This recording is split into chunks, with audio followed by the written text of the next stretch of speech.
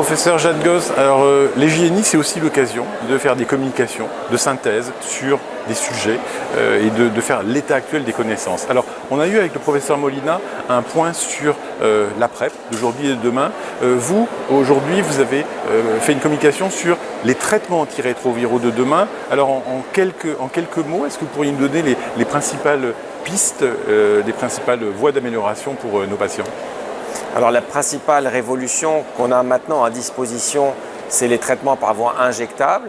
Ça, c'est une vraie révolution parce que lorsqu'on fait des sondages auprès des personnes vivant avec le VIH, la principale attente qui ressort de ce qu'ils disent, c'est qu'ils ont besoin et qu'ils veulent un traitement qui n'a plus à être pris tous les jours. Donc ils veulent vraiment un traitement à libération prolongée et c'est ce qu'on a maintenant à disposition aujourd'hui depuis le début de l'année en France en tout cas, avec des traitements par voie intramusculaire injectable tous les 2 mois. Alors ça c'est très bien, c'est vrai qu'il y a une contrainte, c'est-à-dire que c'est tous les 2 mois, ça doit être fait par un professionnel de santé puisque c'est une injection intramusculaire, mais c'est déjà une vraie avancée dans l'arsenal thérapeutique pour les personnes vivant avec le VIH. Ce qu'on peut attendre demain ou vraiment dans les mois ou les années qui viennent, c'est toujours des traitements par voie injectable, mais avec des durées d'action plus longues, donc on parle d'une durée de 6 mois, et des traitements par voie sous-cutanée. Donc on peut imaginer à ce moment-là une auto-administration, il n'y aura pas besoin d'un professionnel de santé pour faire l'injection. Donc c'est beaucoup plus de flexibilité, beaucoup plus de liberté pour la personne.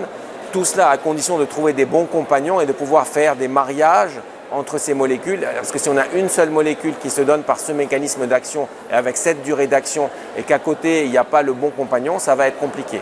Et puis dans un avenir un peu plus lointain, on peut envisager ce qu'on appelle des cocktails d'anticorps neutralisants à large spectre. C'est des molécules qui ont des durées d'action très longues, qui se donnent une fois tous les 6 mois, voire peut-être un peu avec des intervalles un peu plus longs et qui permettraient du coup effectivement de pouvoir arrêter tout traitement antirétroviral et de maintenir le contrôle de l'infection avec ce cocktail d'anticorps neutralisants à large spectre.